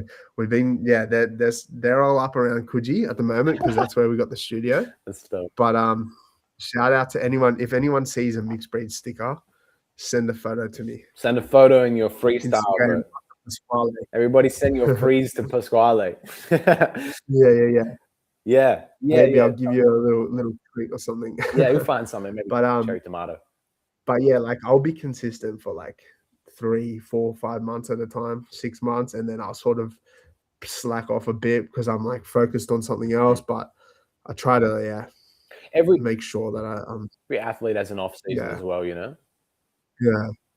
What about yourself, bro? I know you do a lot of running in Milan and just hit the park. Yeah. Like you got to put chin ups and all that. Yeah. Yeah. Usually, like if I'm like busy and I'm locked in, like I got the yoga mat next to me, like I'll just like boom, I'll find on YouTube like a 30-minute video of this. There's like a couple of people that I follow just like hit workouts, and I'll just smack out. Actually, can you send me some of those, bro? Yeah, I can send you for a while back, bro. I was doing some really good Pilates ones, and I'll do the same thing YouTube, and I would just like bust out like a 30-minute, 45-minute like sort of session. Yeah. It's just a good motivator because it's like, you know, sometimes when you exercise, you know, you start to get tired, and if you got other things on your mind, like you'll be like, okay, I'm just gonna go and do these other things now. I kind of will do that, you know. So having this as like a timer, it's like I'm just gonna do it. It's 40 minutes, it's 50, whatever it is, but like I'm not gonna stop until it's done. I'm just gonna switch off my brain and just exercise. Like it's like, because then results come from that. It's like, you know, especially with these kind of workouts. So I send some through. It's in a way, it's like meditation as well, bro. Because like meditation is, you know, being present. Like we just spoke about being present, bro. It's like, you know, switching off your mind and just being present, focused. Like on, you know, being present, bro. And like say workout is like that. It's like similar to meditation for a lot of people, bro. It's like all they have to do is switch off and just focus on that session. And it's like a good way to, like, if your mind is on so many different things, bro, to just be like, you know what, the next half an hour, the next hour, the only thing that matters in this whole world is just me locked in, and it's just me and whatever the workout you're doing, me and the bike, me and the weights, you know. And like it's a good way to sort of because people do get caught up. So it's another way to be present, bro. And then you can sort of think. And like a lot of the time, it's like 30 minutes is not that long. It's like you can, you know, sometimes we're like, we might think our day is so packed because we've planned it and we got the timeline, but like it's a 30-minute pocket. And if you can just like lock in for 30 minutes and then like, if you got you kind of need a shower because it gets sweaty. So, you know, but you know, if you got the means, it's like just a quick 30-minute, 40-minute, you know. With some of my other things, you know, I might go for the walk and then like I'll do like a workout here, and then while I'm still hot, go for the walk, hit the chin ups, and then walk it back, you know. But that's also just to like get out, because like I could easily also spend the whole day, you know, in here because I got the yoga mat. So just like pop a workout. I'm like, I just some food. Go get some fresh air. The beautiful Italian scenery. Make the most of it while you're over there, you know. So recently it's been raining, so it's been kind of easy to be. No. When it's a beautiful day, though, I'm always outside. But yeah, it's the weather's random here. It's kind of like it'll rain one day, and then the next day it's like pristine.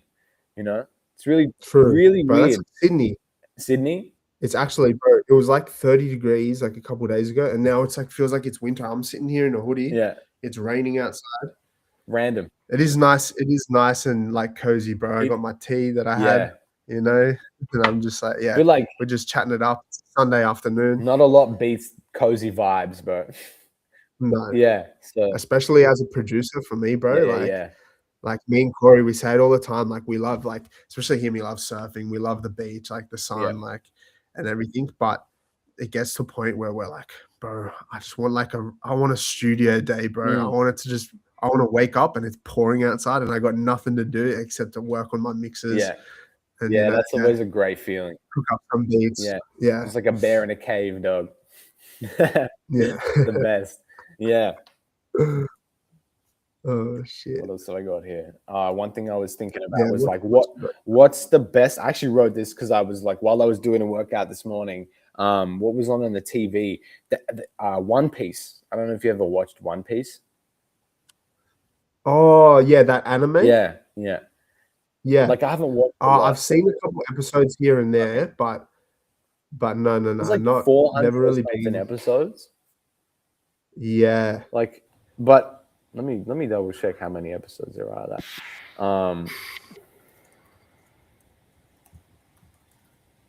But basically, because the 1,155, bro.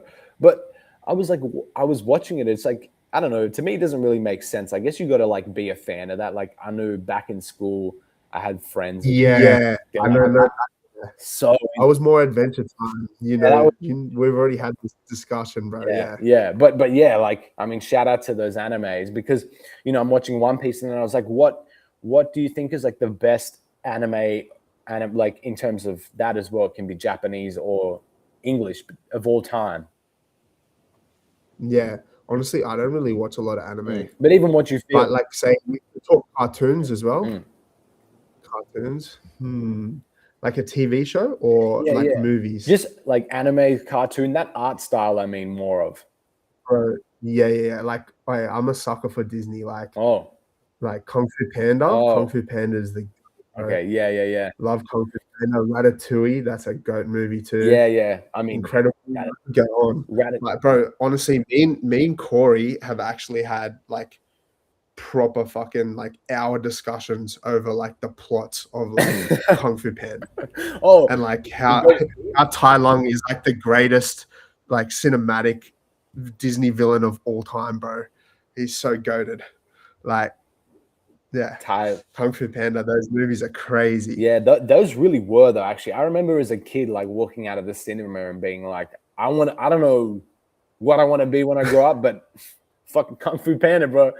Something about that movie just told me that anything is possible. Yeah, that's it, bro. Yeah, and I think I remember crying when Master Oogway died, like the turtle, right? Yeah, bro, that's crazy. Heartbreak. He just goes off the peach tree, bro. He just turns to flower. Yeah, goosebumps, bro. Into leaves, into flowers. Yeah, flower petals. My brother actually, he's got this mad Master Oogway tattoo on his back. Oh shit! So, bring him in here. Bring him in. Yeah, I'll try and find it actually. That's crazy. Master Oogway tattoo. But yeah, in terms of actual animes, bro, like I've got a couple mateys who really fuck with them, like quite heavily. But I've never really sort of been into them. I guess like I like say for me, entertainment wise, I mean, I don't watch a lot of stuff anymore because all the spare time I've got is basically into making music. So like I don't really sit there and like watch a bunch of stuff. I do watch a lot of YouTube actually. And then but yeah, animes myself, not a lot, bro. What about yourself? I've recently did you have anything in jamming to like? I mean, I obviously did the whole. I remember when I was younger, I committed and did the whole Simpsons from what I don't know what season they were up to. The time was maybe like was always 34. So I watched episode 1 all the way through to those seasons. You know, the later ones. Yeah, crazy. That was like for research. I was like, I remember like literally it was like that hour would come around. I'm like, all right, it's time for me to fucking crunch some more Simpsons. You know, I'd have it on the laptop and I just crunch episodes because I'm like, this is like part of pop culture to me. You know, I want to understand this. Yeah, 100%. But from the younger age, you know, I used to watch like SpongeBob a lot. Like that was, I think like, when I'm you love yellow, hey, bro, for real, yeah, hey, right? It's like everywhere in my world, and it's also like was all in the characters, and that's true. You know, I think it's really like, oh shit, there he is, bro, Master Oogway on my back, like crazy. Stanced out. Yeah, bro, crazy back tattoo. So AIDS. when he's out But there yeah. doing chin-ups and shit, punching him out. Fucking Master Uguay on his back, bro. Master Uguay. But I mean, then Adventure Time Yeah. came around, and I was like, this I show was is big into really Adventure special, Time. bro. Yeah. And it's hard to think about which show like had the biggest impact on me, because it's between like Adventure Time and SpongeBob, funnily enough, True. because like Yeah. SpongeBob in the early seasons was like very weird and like very kind of like alternative. It's like there was random shit happening, like you didn't quite know what was going on, like it was kind of creepy, and I was Yeah. like, so, and then the same with Adventure Yeah. Time. Like I remember watching it and that as well. So Yeah, I don't because know. it just Adventure Time as well, bro. It's just so random. Oh, just yeah. Yeah. Later on, it started to actually, the plot solidified, and there was actually Yeah. like a plot, that I don't know if you watched the latest episode, the last episodes. I mean, I watched a bunch when I was in high school. Oh yeah. Probably haven't seen high school, bro. So like 10 years. True. Yeah, I probably haven't watched it. It could be worth watching the very last one. You won't make any sense, Yeah. but like, Yeah, I do have a list of things I want to go through and like watch when I get time, bro. yeah, that's one of them. Yeah, I'll definitely have to hit that up. Yeah, because Do you remember I showed you that piece I did? of the Adventure Like in my Time. little black. Yeah. Yeah. You had a bunch of Jake the It was like Dogs. it was like Jake the Dog, and because I used to write Shady like back in the day, Yeah. and it was like Jake the Dog, and you know how he shapeshifts? It was like him shapeshifted into the letters, Yeah, and yeah. like Finn's like sword, and like Yeah. you got the Ice King like in the background and shit. Yeah, you actually had a full piece, bro. It would be crazy to like do that piece like in real life. Like we could actually do that on a wall. It would be crazy. That would be crazy. I don't know if I'd have the can skill for that, bro. True, you could do something But, like just the fill, bro, the fill-ins. Yeah, There's always something like that. it was pretty crazy. Yeah, it was a cool piece. Yeah. In the black book. Yeah. Yeah. But yeah, I guess like I think that was part of the reason why I was talking with anime, because it's like the way as a kid, like these things you would kind of use, and it would inspire you, but also it would kind of be like a cushion, like at the time, I'm like depressed or like going through a phase, like I just broke up with someone. It's like these shows were like there for me to like watch and feel that like things are going to be all right for whatever reason, just by watching a show. So no, 100%. See, I feel like I was more with music. Music was more than visual. Yeah, it was like more listening. We did top 5, but like, could you like do old school top hip 1? One for hip hop artist. It's like to say the most like this is not my favorite, but the most who had the most influence on me was probably ASAP Rocky. I would say ASAP Rocky, from just like the ASAP Mob street style back in like, I don't know if anyone knew like 2010, 2012, like Tumblr era, bro. Like just the street style and like the whole that like Supreme and like fucking other brands like that were always endorsed by like, ASAP and like skating and, street art and hip hop, like all those sort of brands, like Huff, Supreme. I'm trying to think of a bunch of others, but like, that was probably the most influential for me at the time. And that's just my age. I would have been, 14, 15, 16. It's like, you're very influenced at that age as well. The and you're like hundreds? sort of deciding what direction and what you actually enjoy doing instead of just participating in things that are put in front of you. You actually start to realize what you enjoy. And so I feel like definitely if I had to pick top 1 influential, it would have been ASAP. Yeah, it's crazy to me that like you found him, because I feel like at that time, like even though my music exploration was kind of, I mean, it was still in the American, but I was kind of listening to like Gil Scott-Heron. Like I guess it was really kind of random. Yeah, like I don't know him. True, yeah. My inspirations were kind of. You Googling it? Yeah. Cool. This you maybe seen in Pieces of a Man. Yeah. That this album cover is pretty iconic, but he's got a few really great. What sort of music is it? It's like funk soul. Soul, yeah. Soul, yeah. Yeah. I was probably listening to later, so there's feedback tripping me out. Oh, sorry. It's so weird how the feedback. I guess when I'm on there, it starts to crunch it a bit. There we go. Yeah. I feel like I was like maybe the generation behind. Like I was more rap, hip hop, still like jazz, stuff like that. Yeah, but like, yeah. And Old West, Rakim, a lot of New York artists, Nas, Mobb Deep. Yeah. Yeah. And like, I mean, for me, like Journey, if you know that group as well, like, Journey, no. Yeah, like some more of the, I guess, like almost a Pink Floyd kind of group. My inspiration was really rock, I guess, like early on, like Linkin Park and that as well. I remember like having Linkin Park on my headphones and running it. We lived in a cul-de-sac at that time, and I still do actually, but we lived in a cul-de-sac, and I would like run around the cul-de-sac, like just jamming a Linkin Park, just like doing laps of the cul-de-sac. So I didn't even care about the neighbors. I was like, fuck it, bro, I don't care. Just like running around doing loops in the cul-de-sac, jamming a Linkin Park. One time I got run over actually by our next door neighbor even. Oh shit. I was, you know, that song that's like, oh, Black Betty, bam a lamb, oh, Black Betty. Yeah. Well, I was listening to that riding with my bike, and then they put a hit on me, bro. She backed out. She backed out, and like the next thing I know, I'm like underneath the car, like the bike's like this, and I'm like looking at the exhaust, and I'm like, what the fuck happened, bro? I'm listening to Black Betty. It was crazy, dude. It was crazy. I mean, I was okay. Like, I wasn't wearing a helmet.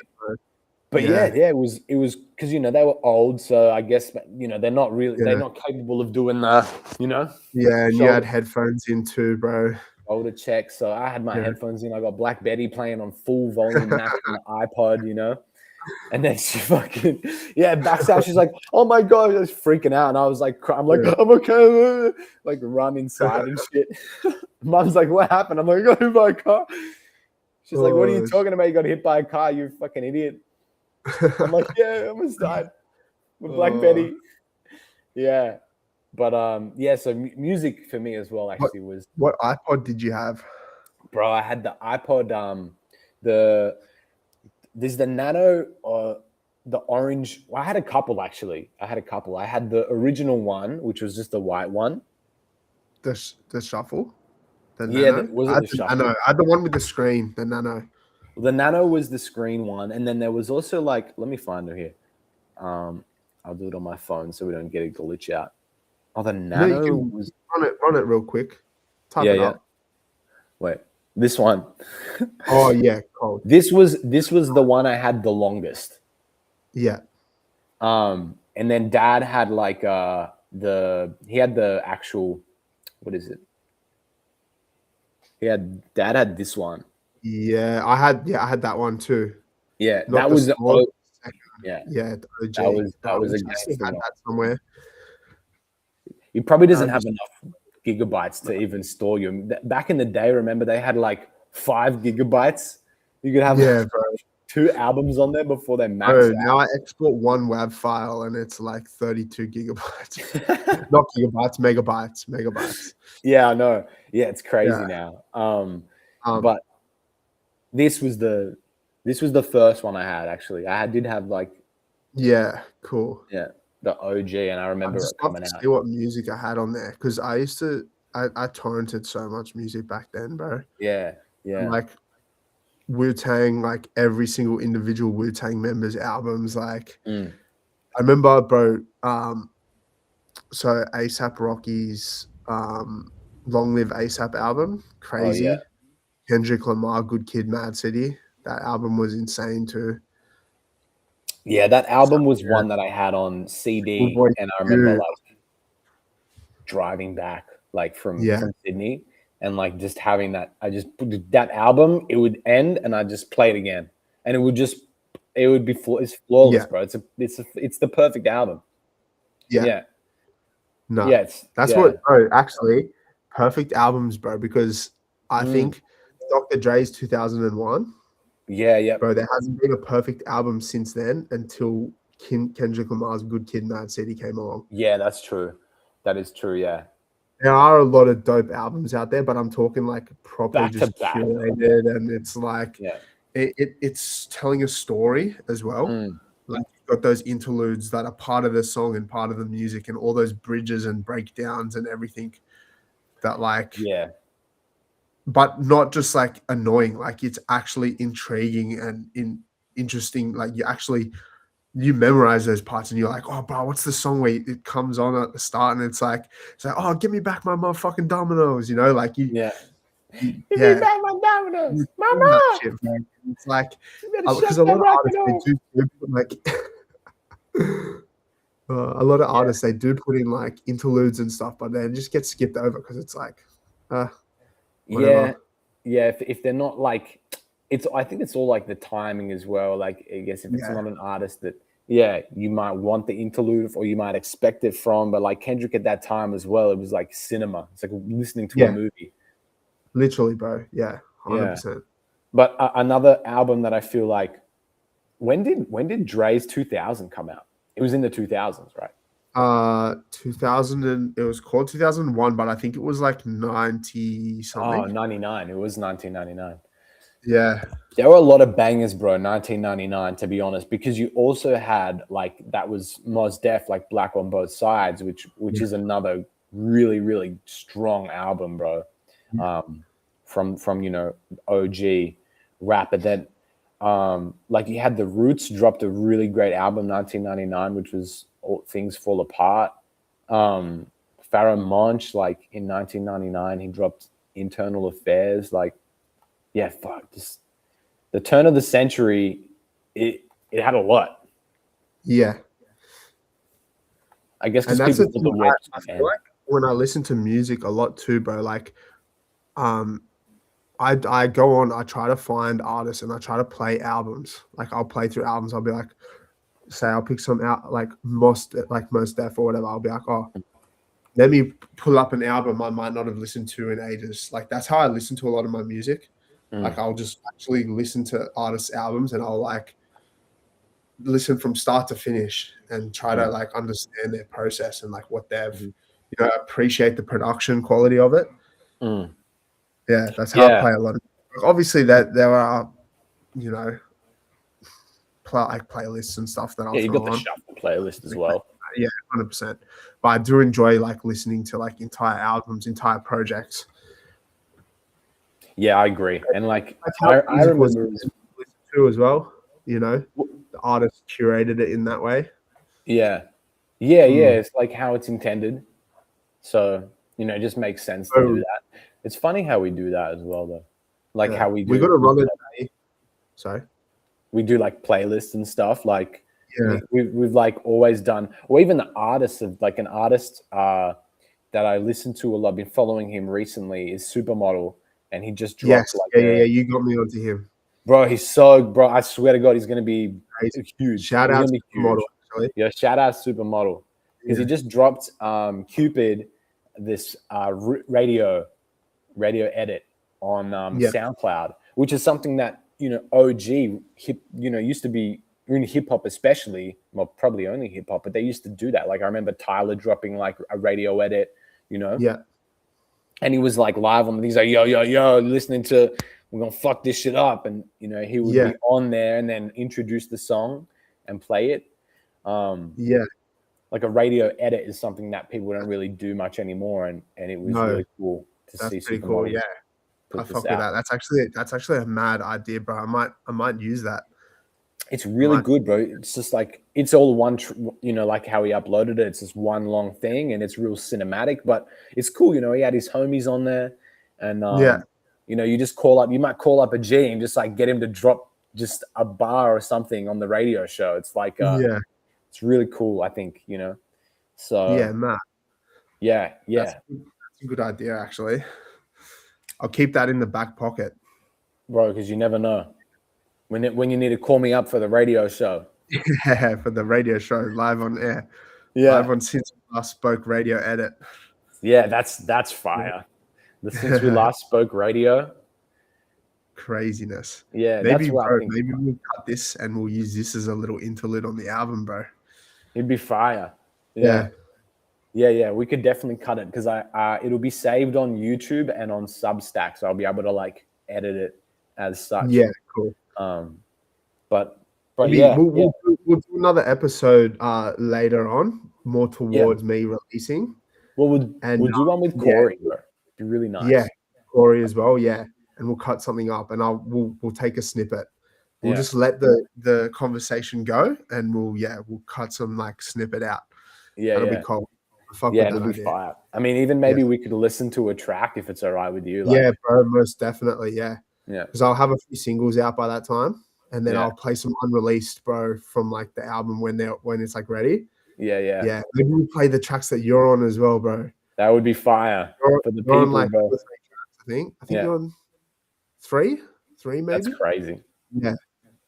Yeah. So I'd be amazed with even just one. It's great to have some music out there.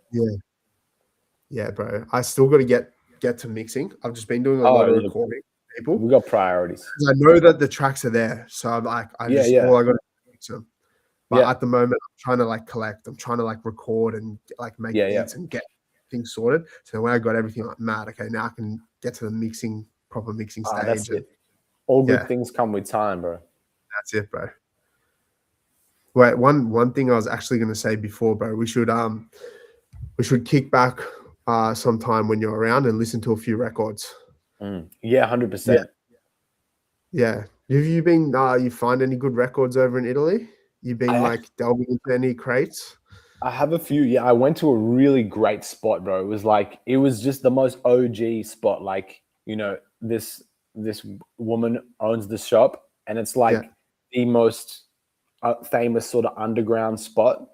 True. Like, she had vinyl everywhere. We had so much vinyl, but I did so much vinyl. I was like, this is crazy. I can't even look. I'll be here all day. And like really dope spot. So I need to go back there before I leave. But yeah, so I have been to a few. There's a few really good shops around actually. Vinyl is kind of in the mix, you know. Bring a couple back, bro, and we can play them. Yeah, I definitely have a couple. I haven't heard those ones I got for you from Japan, bro. Like, I don't even know how they sound. You said they sound pretty eat. They're pretty dope, bro. Yeah, I literally just pulled them out and go, bro, this cover art looks sick. There's like one with like a samurai on it, bro. It's samurai, dog. It's crazy.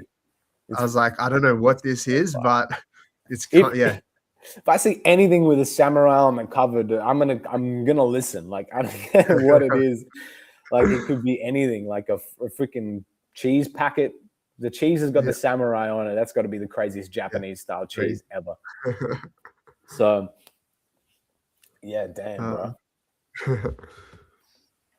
We've been chopping it, bro. We almost at the 2-hour mark. Might have to let you go. What do you feel? Yeah. You got anything else on your agenda, bro?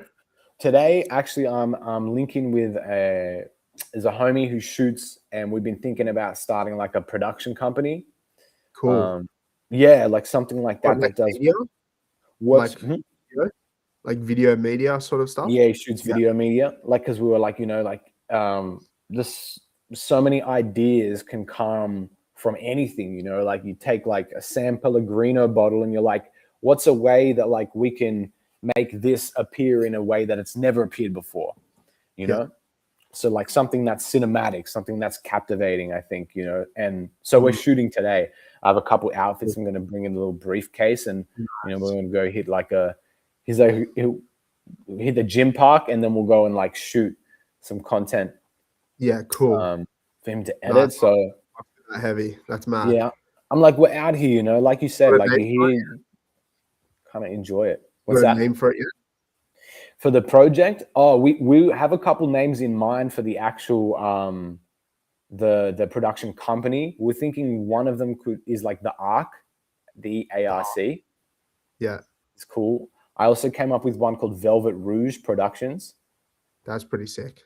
Yeah, and then I had another one that's just like the production company, but that one was taken by a brand in Australia. Yeah, that would be sort of hard to run with.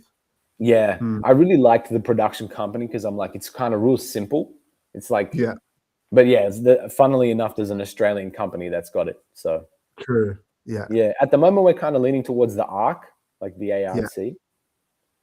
the Ark. It sounds like either a Halo fucking ship or like a Halo mission or a nightclub, bro. Yeah. That's why I kind of like it. I was like, damn, bro, we'll make it both. The A Ark. nightclub ship. Yeah. It's like, yeah, it's like a Halo mission or bro, it's like a game. It's like a fucking lounge, bro, where you drink cognac, smoke cigars, and play Halo, bro. That's crazy. That's crazy. That's the kind of lounge you want ounces, bro. People wouldn't want to Yeah, leave. that's like when you're a grandpa, bro. Like that's gonna be like, oh, that's grandpa's his little lounge, bro. And it's like Yeah. just a fucking mad setup. Yeah. Just Like cognac and play Halo. the millennials pool room is like just fucking Yeah, got all the that's it. it's like a pool Billion room you room. actually want to go to.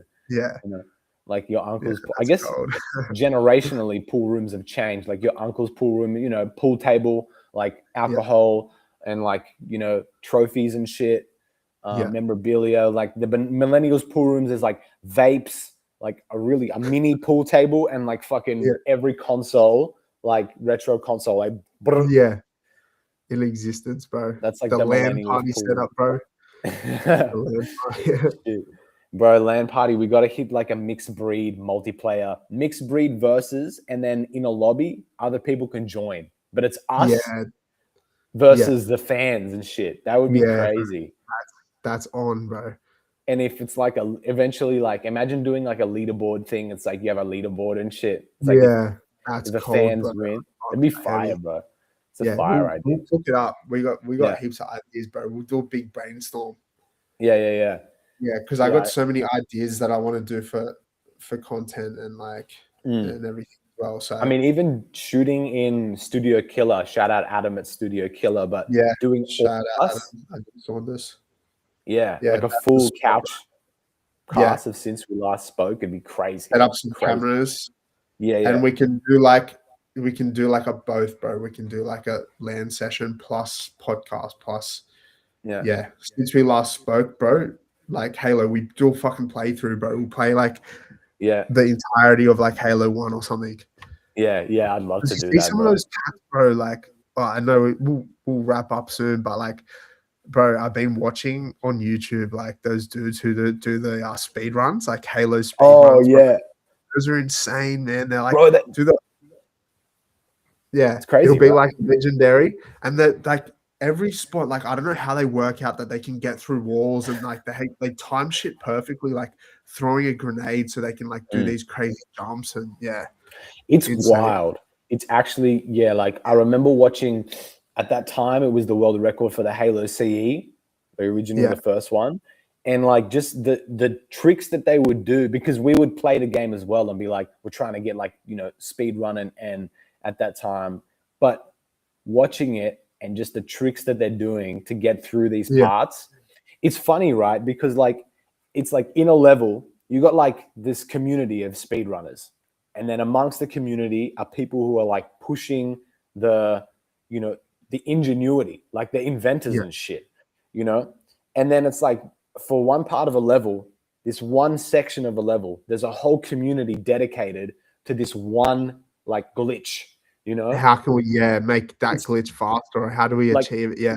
100 people, and they're like dedicated to this part of the level. That's like how if you jump at this time, crouch, you can glitch through the wall, and then it's such a fun. It's a cultural thing. It's crazy. The speed running culture. It's crazy, bro.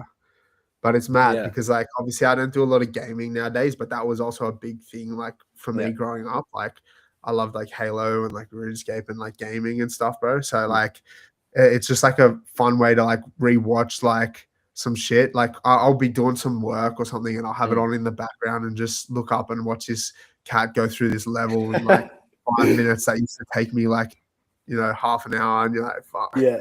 It's a great way to like watch a whole video game in an hour. And like be like a nostalgic feel, bro. Yeah,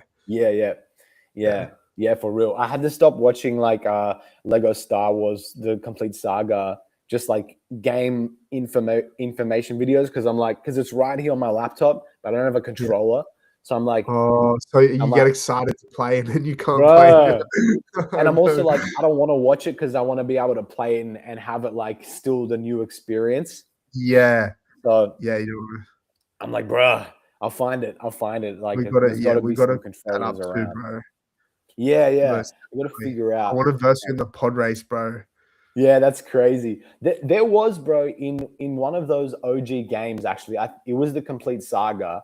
I don't know which version, but it had like a dual mode. Like, you'd go in and you versus another person, and you pick your duel, like Anakin and Obi-Wan, and you duel on a map and pick the map.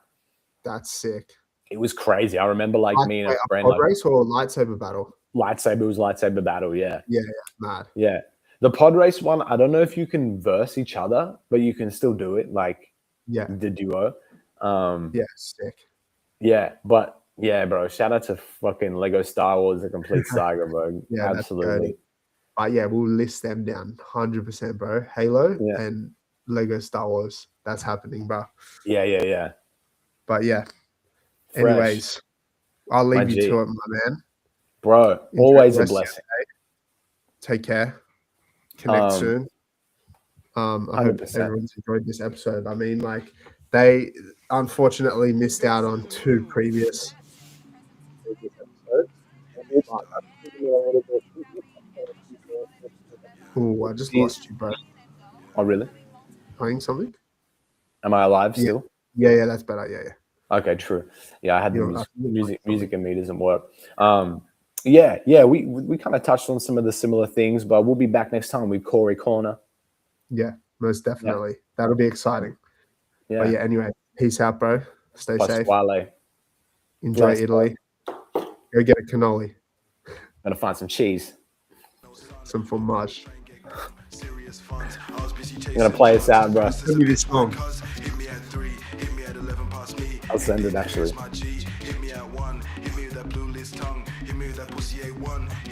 Peace, bro. Serious funds. I was busy chasing drugs. Depressed as a bitch. White cuz. Hit me at 3.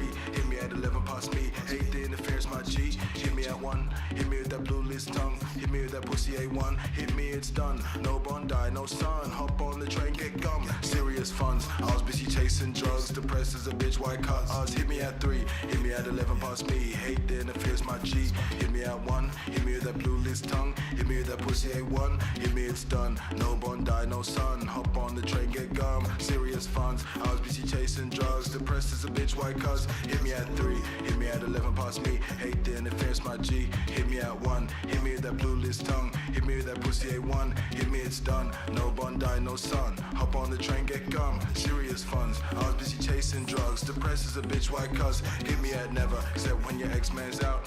Wouldn't wanna see your X-Man down. This is Southwest Liverpool, Campbell Town. What's up? What's good? That was Since We Last Spoke with the one and only, the great and powerful Adam Pasquale.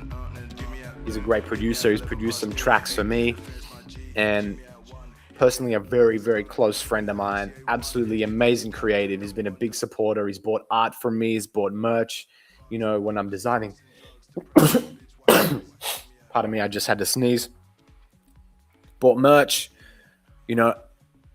just a day one, and always have such great conversations with him. So again, huge thank you to Pasquale. Shout out to you for tuning in to Since We Last Spoke. I really hope you enjoyed, and this was a great one. Gonna play out with some Threatnique. Once again, shout out to Threatnique. Shout out to Adam Pasquale. I'm Zeek the Kid, your host. This is Since We Last Spoke.